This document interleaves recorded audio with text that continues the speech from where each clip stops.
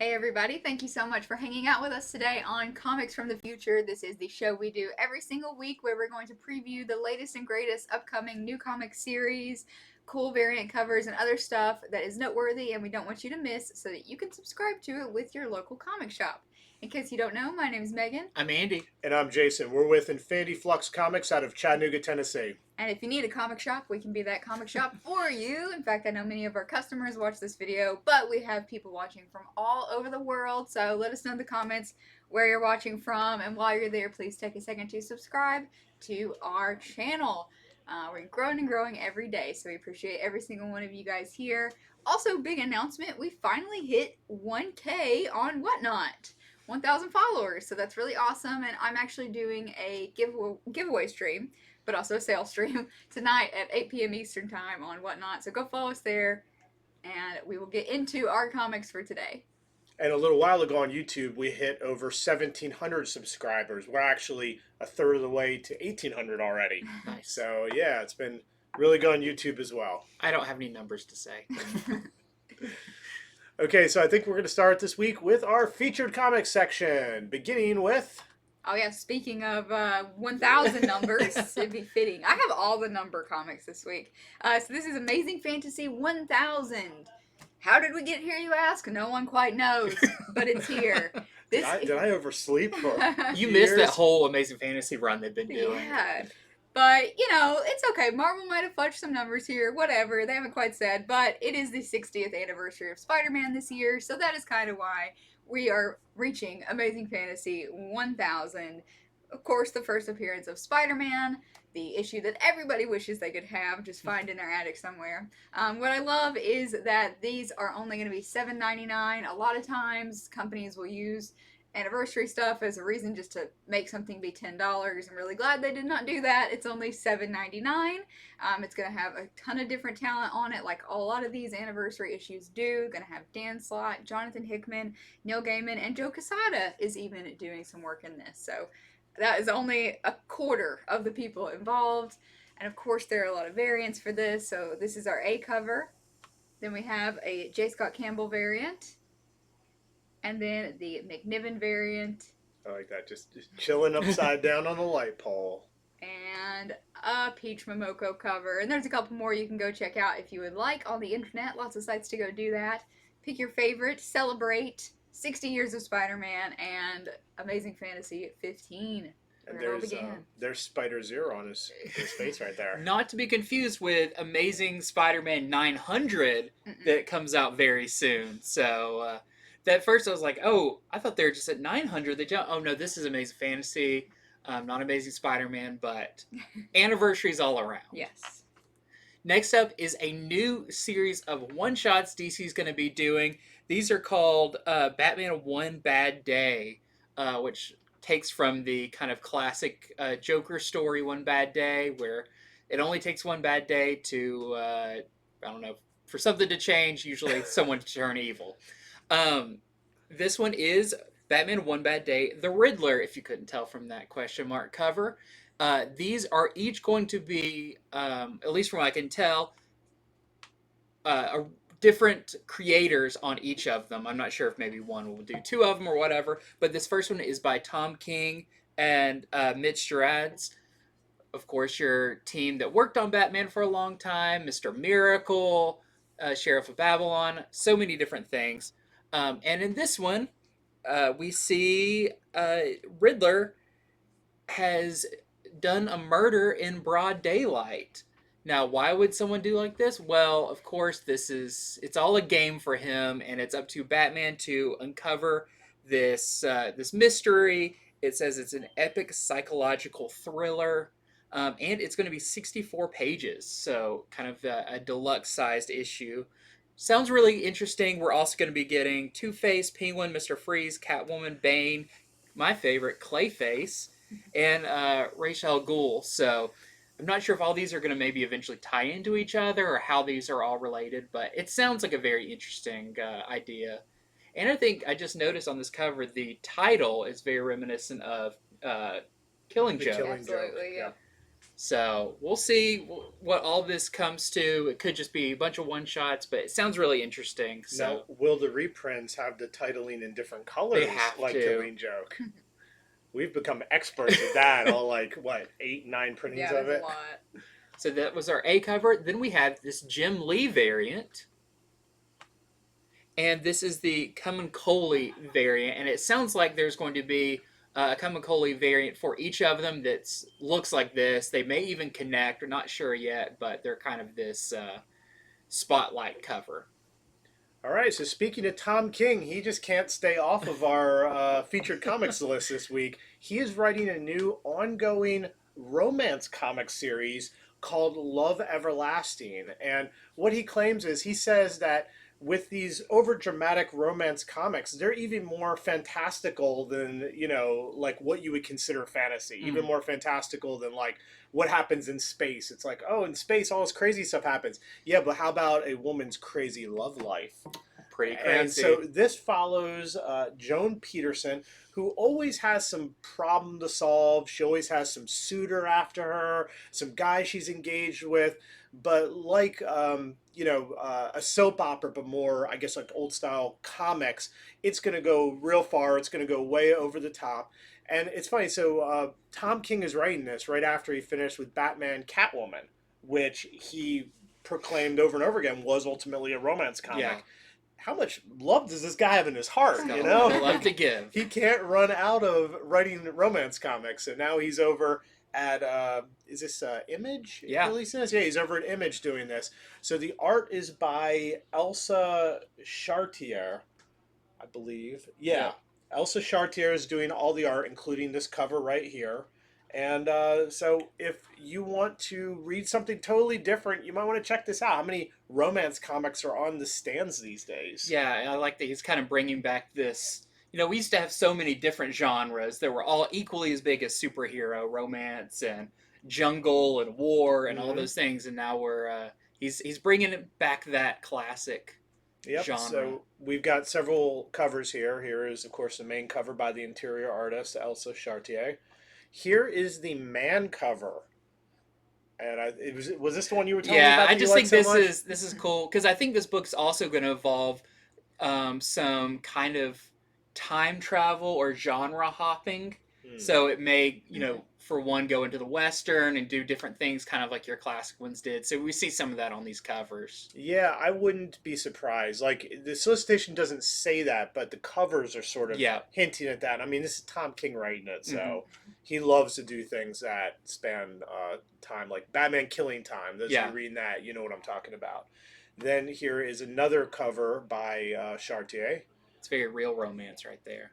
Just sitting on separate chairs doing your own thing. Comfortable with one another. There's something to be said for that. Comfortable silence. And then here is the LOTAY variant, staring into each other's eyes non-creepily. And here is the Jenny Frison cover. Very nice. All right, this is Avengers 1 million BC. That is 1 million, right? I don't have that number in my bank account ever, so I've never, I don't see that number very often. Well, you can only count to what your bank account's at? I skipped a lot of math. I was reading comics while math class was going on. So anyway, this is Avengers 1 million BC, number 1. I believe this is a one-shot. This is the secret history of the Marvel Universe. You thought you knew them all.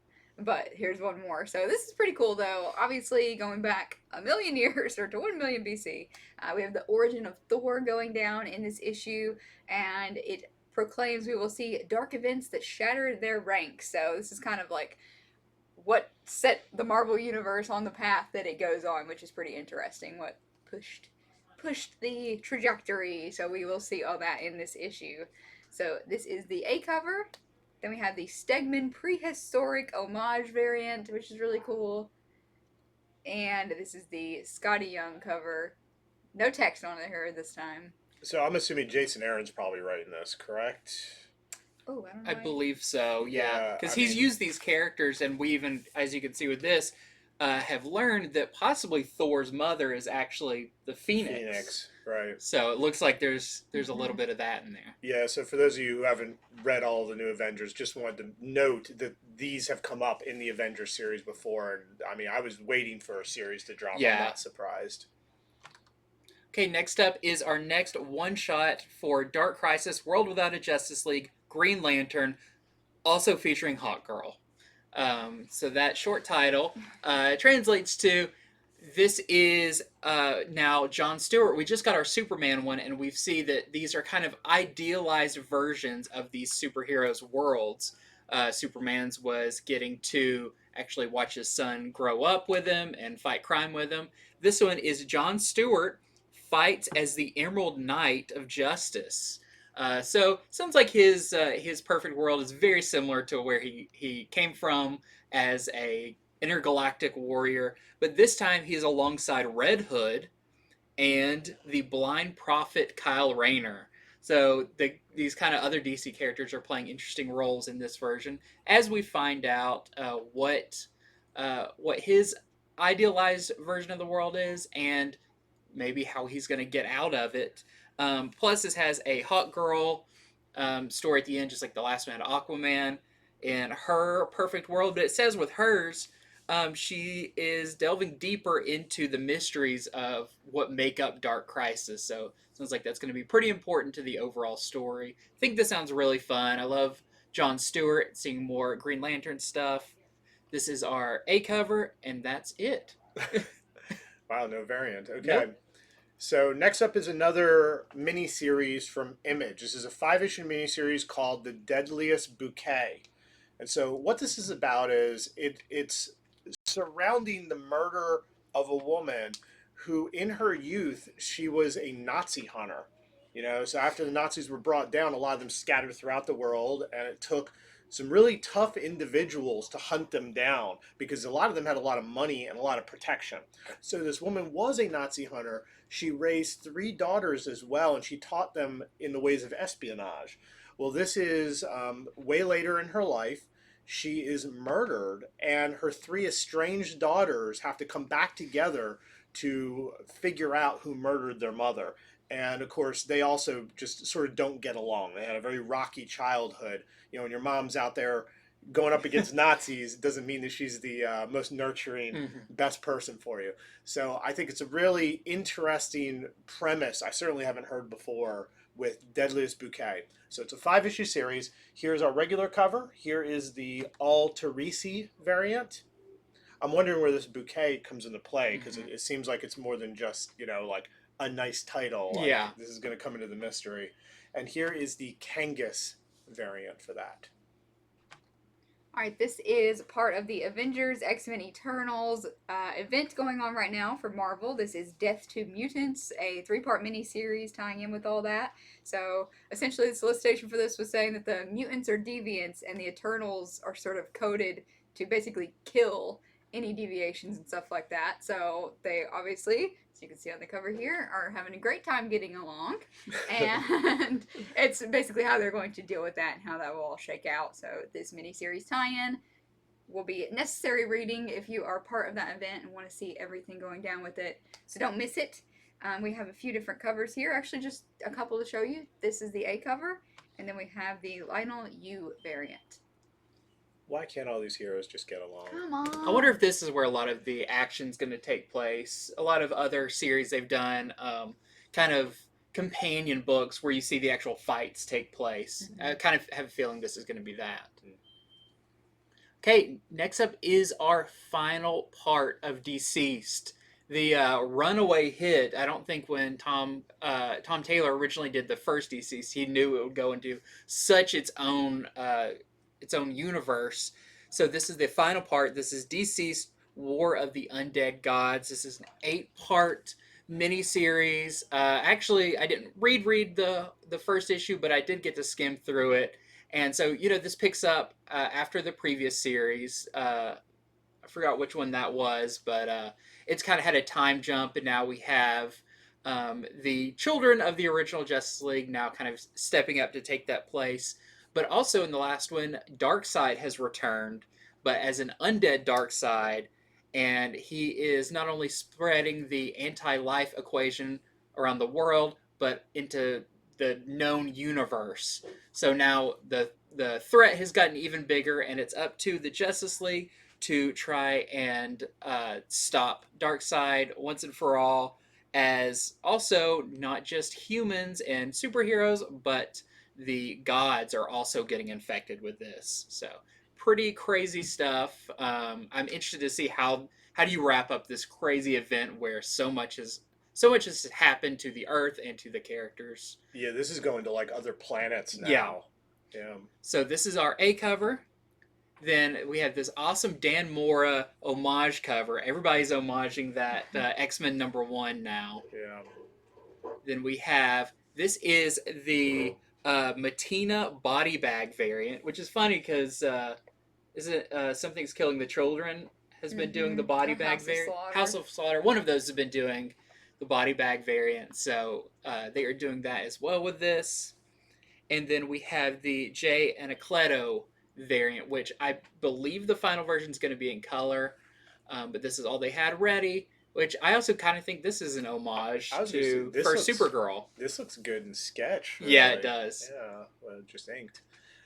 Okay, so now we're going to get to other #1s, beginning with Ms. Marvel and Moon Knight. So this is another one-shot in a series of one-shots that put Ms. Marvel together with other Marvel characters as she is sort of hunting down a mystery. The first one, which has already been on Comics from the Future, was Ms. Marvel and Wolverine. So this is the second part where she's going to be hanging out with Moon Knight. Now, the difficult thing about these one-shots that connect is all the different comic systems I know of, at least ours, which we have the major one, there's no way to sign people up where it's like, hey, give me all these one-shots.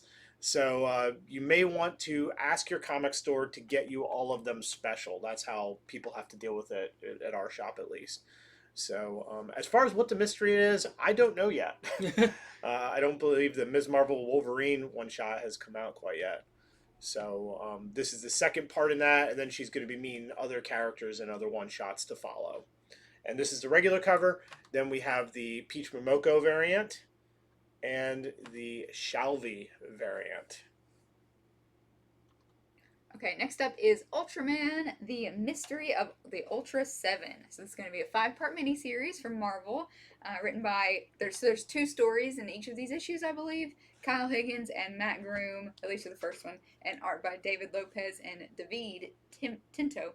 So in this, Ultraman is gone, but a new Ultra has arisen as the giant kaiju roam. And we will obviously figure out the mystery of the Ultra 7. So I'm not super familiar with this. I'm assuming that there are 7 Ultra men or Ultra people. Ultra things. Yeah. But I don't know if that's been like said before or not. No, because Ultra 7 was like another show alongside Ultraman in Japan. And I'm not super familiar with it. I know we have a few customers who love the Ultraman universe and all the different versions, so I'll have to clarify with them about. It's not just me. All it's right. not just you. It's a very complex, and that goes back into the 60s, I believe. But if you like kaiju, if you like Ultra folk, then you will like this 5-part miniseries. Here is your A cover. Here is the Mana variant and the Roche variant. And next up is part 1 of a 2-part series. This is X-Men Unlimited Green. I like how there's been the blue team, the gold team. We've had X-Men Red. Now this is X-Men Green. But this, I feel like it has a purpose for being called that. This is by Jerry Duggan. And it was originally released on Marvel Unlimited. This is for the first time in print. And it's about a young Krakoan mutant who broke the law and ended a life which is against Krakoan law. She is now on the run, and it's up to Wolverine to track her down. And she will not rest until everyone who has messed with her homeland have been destroyed, because she is Nature Girl, and I have a feeling this is going to have to do with people polluting or doing whatever. She sounds pretty scary, though, So, can Wolverine stop her in time? That's the question. Only one cover for this. So, definitely let your store know if you want this, because it's going to be very hard for us to order, knowing, is it going to be everybody who's on the main X-Men series who's going to want this? So, let your store know. Yeah, and just a 2-issue miniseries is interesting. So has this Nature Girl been in anything before? I Do we don't know? know. I don't recognize her. It says, I believe, that was one of Wolverine's former students. So she may have been all the way back in like Wolverine and the X-Men when he was a teacher. Interesting. But we'll see. Okay. So next up, it is the newest arc for Barbaric. This is Barbaric Axe to Grind from Vault and the same team who's been doing all the Barbaric little arcs. So yeah, Owen is back, Axe, Soren, they're all back for more bloody violence and mayhem in the barbaric way that you've come to love. So if you like the other series, you're probably going to want to get this one. Now, they haven't announced that this is a mini series, but I'm just going to go ahead and say it's a mini series. Mm-hmm. They're always 5 issues, 6 occasionally. So that's the latest on Barbaric, Axe to Grind. And then here is the variant. This is the Howl variant. And next up is from Vault. This is called Heart Eyes. The text was looking a little different to me. Heart Eyes, #1. This is going to be about, it's a post-apocalyptic story from Vault. It is about sanity-eating monsters. So monsters somehow making you get rid of all your logic somehow, some way. And a few are going to survive, including a couple who somehow luckily ended up together. It takes place in Texas. And we're just going to figure out what happened, how they got here, and why is she smiling? I wonder if she may have some connection with these monsters. So, sounds pretty cool. And we have a couple different covers. This is cover A, and this is the Michael Dillonus cover B. Yeah, it's like a post-apocalyptic monster romance, I think is what they're saying. That's good. So if the monsters eat sanity, you know they've got to have some friend character who's like really weird and crazy, and the monsters go to them and they're like, "There's nothing here," you know. They've got to have that moment in there. I want to see that character. Okay, next up is the return of James Tynion's Wind. This is Wind Thrown in the Sky. So it wouldn't do much good for me telling you like what it says about the book if you've not read it. I believe this is the third book or story arc in the Wind verse, but this is going to be a 5-issue miniseries. So make sure you let your store know if you've read Wind and you want to be on this new one because it is under a new title. Also, I believe the first 2 volumes are still available, so if you haven't read them, check them out. It's a really good series. Way more grandiose. It really builds up to something really cool. So this is our A cover. We have a Capullo variant. We have the DEADLIEST foil variant. Then we have a foil version of the Capullo. Can't really see the foil, but it's there. It's there, trust us. And then a Momoko cover. Yeah, I know Tynion, he really cares a lot about this series, and it's been like rumored it's going to get optioned like about 10 times. And with them continuing to bring out these miniseries, I think it's just a matter of time. All right, so next up, check this out. This is called Samurai Doggy from Aftershock. What a title. So with a title like Samurai Doggy, you could play it more comedy, you could play it more serious, a mixture. I have to say, from reading about this, it does not sound like a comedy. It sounds like this is being taken very seriously. So this is set in the future of a world. I don't think this is necessarily our world. We don't really have samurai dogs that I know of. Who knows what dogs do when we're not around. So during the 4th war of this world, this poor doggy's mother is murdered and his 8 brothers are kidnapped. He tries to rescue them and he fails, and his brothers are killed. He's left for dead. This is all before the story starts. And he is discovered by this person who's good with technology, and he is brought back to life, enhanced, and taught to be a samurai. And that's where Doggy Samurai comes from. And so he sets out on his quest for revenge. So definitely a bizarre plot line. But you know how it is. You have a samurai. It doesn't matter if it's a doggy. It doesn't matter if it's a if it's a guy and his kid he's trying to protect. It's going to be cool. I've got to check out the first issue of this. The art looks really interesting as well. So that is the general premise of Samurai Doggy, sort of set in the future, enhanced dog samurai out for revenge. And just this one cover. Only in comics. Yep. Thankfully. Hats off to you, comic creators. Alright, this is Hellboy and the BPRD 1957 Falling Sky. This is a one-shot for all you Hellboy fans, Hellboy Universe fans, and Mike Mignola fans. This is a new tale from the world of Hellboy, of course, set in a small town in Virginia. Hellboy takes a trip there where a huge and mysterious creature stalks the woods. So, it's a mystery. You say, where is he going? Virginia. Is that Mothman in Virginia? I can't I recall. can't remember which. Let us know, you Virginians, what monster plagues you. Because that's what's going down on this one shot, and we just have the one cover for it as well. Yeah, there's a lot of new Hellboy and BPRD like minis and one shots, like more than I've seen. Yeah, they're really ramping it up. Yeah, Mignola is I think he just needed a little bit of a break. I mean, Yeah. he's been doing Hellboy for decades, so that's really cool.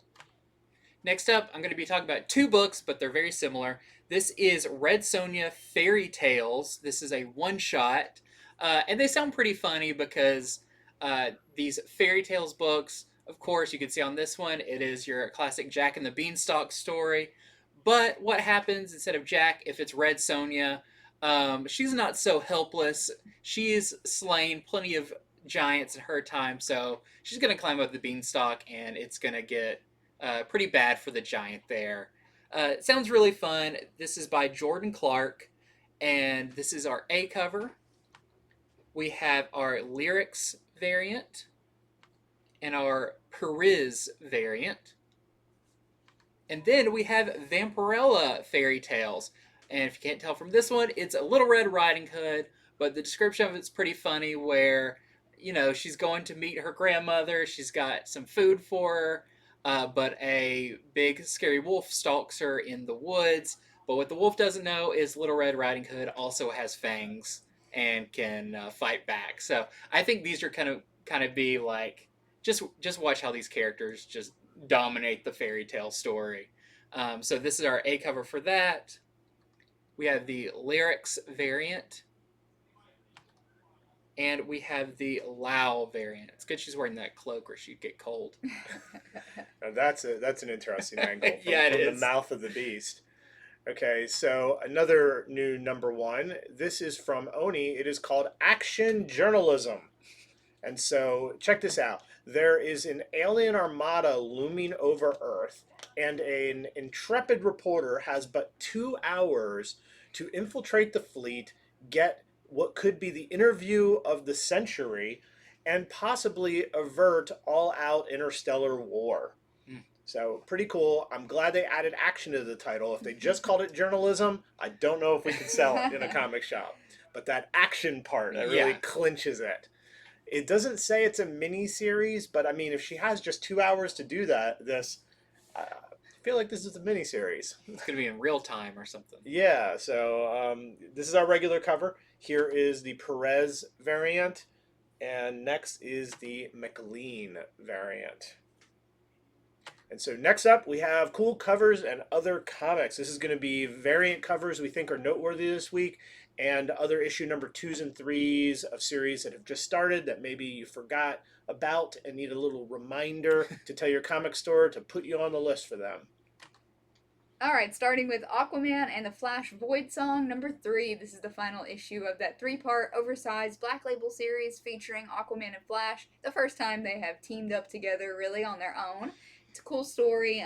Basically, everyone is affected by this alien music, the Void Song, going on except Flash and Aquaman, so they've had to work together to figure this out. This is the cover A and the cover B for the final issue in the series. Okay, then we have Batgirls. This is our B cover. Sounds really fun because it's Batgirls are going back to being more detectives in this one. Okay, so this is the variant cover. This is the Mike Bowden variant cover to Future State Gotham issue number 16. So in this, you're going to have Jason Todd, Hunter Panic, and Jace, the next Batman, going up against regular Batman Mhm. and Damian, who is in this known as Batman 666. He knows his origin issue. Yeah. Or his first appearance issue. So, anyhow, that's what's going on in Future State number 16. All right, really cool Harley Quinn covers to show you this week. Harley is still in space in issue number 19. This is John Boy Myers cover A. We have the Derek Chew cover B. But it is, what is it? How many years of Harley? It's at least 25. I think it's the 25th. I think it's the 25th anniversary of her this year, so they're doing all these homage covers for her, including this, which was the first appearance of Robin way back in, I don't remember the year. But anyway, that's what this is an homage of. Really cool. Love all these Harley homage covers coming out. Yeah, and the previous issue before this hasn't come out yet, so I still don't know why she's in space. I can't wait to get that issue and find out Yeah. what sends her to space. Does she really need a reason? I guess that's true, really. I mean, if there's a rocket ship there, she's getting in. Yeah. Okay, so next up is Jurassic League number 4. I'm very excited about this issue. One, check out this cover. Really cool. But in this issue, the team finally forms of Batsaur, Wonder Dawn, Super Soar, and they welcome Aquanix, Flash Raptor, and the Green Torch to form the team to fight Darkseid. So we get the whole Dino Justice League in this one. I'm very excited about that. And for people that don't know wrestling moves, that's a suplex. And that is a great, you can't mistake it, drawing of a A suplex. space suplex. Yeah. And then we have our Brett Booth variant cover. Okay, here is the Juliet Nanek variant cover for Nubia, Queen of the Amazons, number 3. So in this, Nubia is going up against Zilla, but she's going to get some help from Hawkgirl and Yara Flor. And here is a Derek Chew swimsuit variant for that same issue. They're doing the swimsuit variants across a lot of different books right now. I still like the Batman one with the Batman trunks. Yeah. Yeah. And we have a couple Wonder Woman covers to show you. This cool tarot sort of cover for Wonder Woman 790. This is the cover B. And then I have the cover C. This is the W. Scott Forbes swimsuit edition. Oh, there you go. I like how they wear their own kind of branded swimsuits. Yeah, you got a brand. Everyone's a brand. Okay, then we have Superman Son of Kal-El number 14. This is the Sarmento variant, and in this one, Jay Nakamura finally embraces his powers. Okay, here is the Nord Predator variant for Captain Marvel number 40. All these Predator variants have been very interesting. Typically, they're fighting the heroes or lurking nearby. Yeah. This is a lurking nearby one. So in this, Captain Marvel has to break free of the magical tribunal who's put her on trial. Otherwise, they may strip her of her powers and her title. So again, this is the Nord Predator variant for Captain Marvel number 40. And we have Daredevil number 2. Man, these are going by fast. Daredevil number 2. This is actually 650 in the legacy numbering, if you care about that. In the first issue, which just dropped this week, Daredevil told Spider-Man that he is leaving New York. So we'll see what happens after that. Is he able to leave so easily? This is the cover A.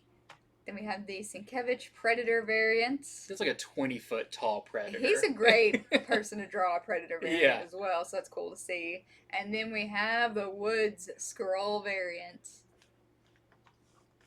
Next up, we have Edge of the Spider-Verse number 2. I feel like this is going to be a really big deal, especially knowing spinning out of this, we're getting Into the Spider-Verse and the new ongoing Dan Slott Spider-Man series. So definitely get on this if you plan on riding that Spider-Man wave. So in Edge of the Spider-Verse number 2 of 5, we get Spider-Gwen, the new Spider UK. So there's going to be a new version. And Mini Spider, which I think is funny. It's just like a normal Spider-Man. And the backup, the backstory of the main antagonist is going to be revealed in this issue as well. So definitely get on this one. I feel like this is not one to sleep on. All of the Spider-Verse books are big and great, so get this one. This is the A cover. I'm trying to find the mini spider on there, like they snuck mini spider somewhere on that cover. Like hanging off of one of the words, one of the letters. And then we have the Sousa variant, which I think this is our new Spider UK. Not sure. Okay, so next up, this is the Dodderman Hellfire Gala variant to Hulk number 8. This is our finale of Banner of War. This is the end of it. And it says in this issue, this is what solicitation says, don't get mad at me if it doesn't happen, that the battle will end and we will find out who is more powerful, Thor or Hulk, God or monster. But more importantly, it says what will happen to the loser and what will happen to the winner. You know, it's not just who is stronger, but you know, where do the pieces all fall? So again, this is the Dodderman Hellfire Gala variant for Hulk number 8, and then we also have the Shaw variant for the same issue. This is part of the connecting variant series they've done across this whole Banner War. And then we have Iron Cat number 3 of this 5-part miniseries. In this, the mysterious wearer of the Iron Cat armor has to battle it out with Felicia Hardy and Tony Stark, who don't appreciate that. They can be every superhero comic, and the villain does not appreciate that. So this is the cover A, and then we have the Lou Pacino variant. And I think also in that one, Black Cat gets a new Iron Cat suit to fight this Iron Cat. So could be the premiere of a brand new suit for her. Okay, then we have Star Wars number 26. Very excited about this one. We're getting all the characters are coming back together since they've all kind of been on their own adventures. For one, check out this awesome, this is the A cover by E.M. Gist. Really cool. But this also kind of spins out of Crimson Reign, where Kira has basically told all of her sleeper agents, just create chaos in the Empire, no matter what it takes. So we're going to see that start to play out. So very excited about this issue. This is the A cover. We have the John Tyler Christopher action figure variant. With babyface Ewan McGregor. And the Sprouse Choose Your Destiny with Plo Koon. Okay, here is the Lashley variant cover for Spider-Man 2099 Exodus. So, of course, Lashley's been doing all of the really cool framing colors, covers. I think this is my favorite one, like the green on it. I really like that with the Goblin. But this is the one-shot bookend finale to the whole thing. So, once again, because this is a number 1, it means that if you ask to be on the 2099 Exodus series, you may have to remind your shop, and I want that one. We know. We got it down if you're one of our customers. But if you don't go with us, you may have to remind them. So this is the finale to it, and Miles is going up against Norman Osborn for the rights to the Celestial Garden. Also, the X-Men 2099 are in this, and they're going up against the Cabal. So it all ends with this issue. Again, this is the Lashley variant for that. All right, next up is X-Men 13. This is a tie-in issue with the AXE Avengers X-Men Eternals event going on. This is the Art Adams variant, he has been killing it lately. And then we have the Dodderman trading card variant for Iceman. One more as well, we have the Predator variant, again for X-Men 13. Pretty interesting. Are there multiple Predators? Yeah, Predators variants. Okay, so we have our 4th issue of 8 Billion Genies. Every issue of this has been fantastic. And this one picks up 8 weeks later. So it'll be interesting to see how things have changed because, as they said at the end of the previous issue, we're entering the powered age. All the people who wished for superpowers are now emerging. And, of course, when superheroes are around, they're going to fight. So very interested to see what happens in this one. This is our A cover. We have our Ward variant. And also, be excited because if you've missed it, they are putting number 2 out for a second printing and number 3 out for a second printing, but there's not a cover for the number 3.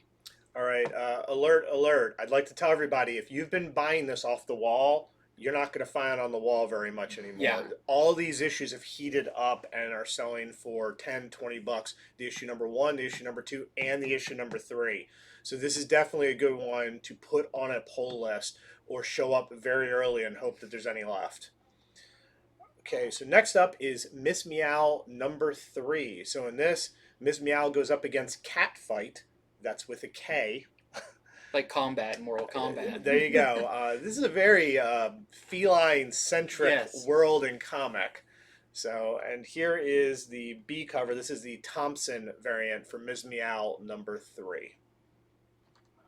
All right, this is Starhinge Dragon and Boar number 2. Number 1 just dropped this week. It's a 6-part miniseries created by Liam Sharp from Image. This is about the time-traveling Merlin trying to stop enemies along his journey. Jason read this week if you watch our Monday review shows. So go check out his review of it. He really liked it. He said a lot happened in it, and it's very hard to explain, but it was really good. It's amazing, but it's one that if you like reading comics twice, it's a good one. Not because they're confusing, but I mean, he just put a lot in it and a lot of cool references and a very 90s feel to it in all the awesome ways.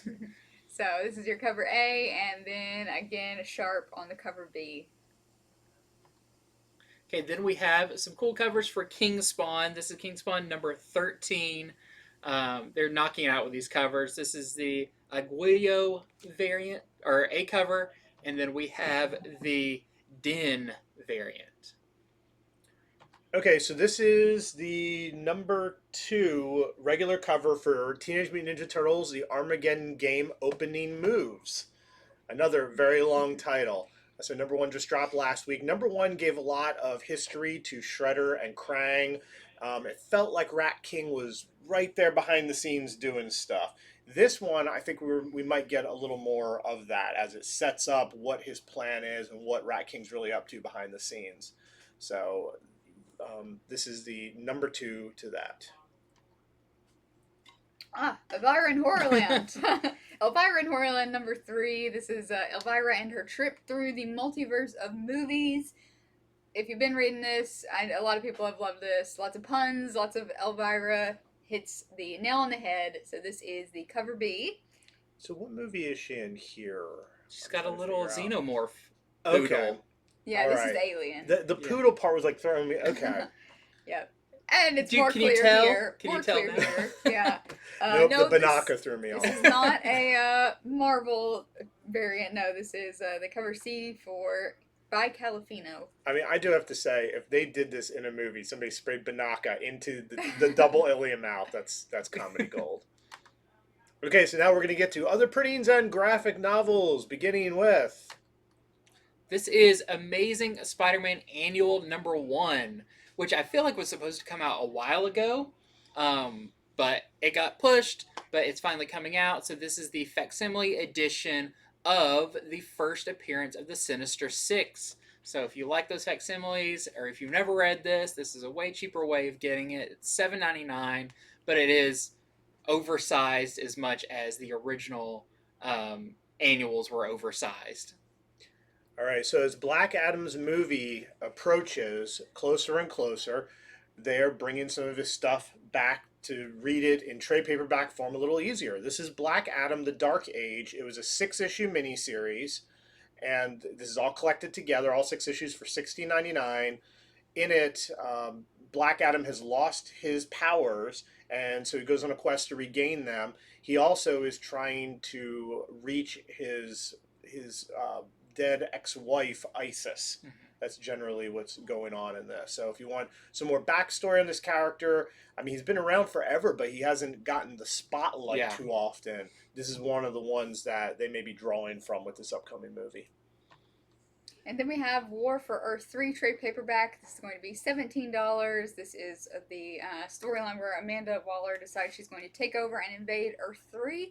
It's going to collect War for Earth 3 1 and 2, Flash 780, Suicide Squad 13, and Teen Titans Academy 13. All those little tie-ins that you may have missed. So you can collect it here for $17. And then we have Volume 1 of Strange. This is going to be $15.99. It collects issues 1 through 5 of the currently ongoing series where Doctor Strange has died, and now his wife from another dimension, Clea, has come to take over his role and try to resurrect him. All right, and finally, we have The Last Book You'll Ever Read by Cullen Bunn. This is the entirety of it, all, I think, 6 issues. It didn't say how many, but I think it was a 6-issue series where there is a book called Satire that, if you read it, it's driving people kind of crazy and to do crazy things and making society go crazy as well. So here is the entire run of this, all collected for $19.99. And that's it for this week. Thank you so much for watching. Hopefully you found some useful information. If you did, please take a second to subscribe to our channel and check out our Instagram, Facebook, and whatnot channels as well. We literally post some content every day across one of those platforms. So check out our stuff, and we really appreciate it. Have a great weekend, and we will see you guys next time. And if you're online or on Whatnot tonight, what time's your show starting? 8 p.m. Eastern Time. We're doing a 1K celebration because we hit 1,000 followers on Whatnot. Very exciting. It'll be lots of giveaways, lots of fun, so I hope you can make it. See you next week.